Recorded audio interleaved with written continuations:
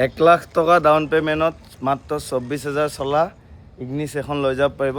মাত্ৰ 24,000 চলিছে, দাম ৰাখিছোঁ 4,20,000 টকা। আৰু এইটো জেড জেনুইন, আপোনালোকে ছাৰ্ভিচ হিষ্টৰী ডিলাৰত যাই মেলি এইটো জেড চেক কৰিব পাৰিব।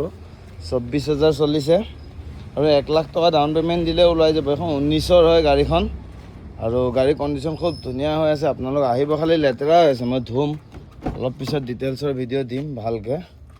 ইণ্টেৰিয়ৰ চাওক, ইণ্টেৰিয়ৰ চালে গম পাব। আৰু পূৰা গেৰেণ্টিৰ লগত পূৰা 24,000 চলা ৰানিং হয়।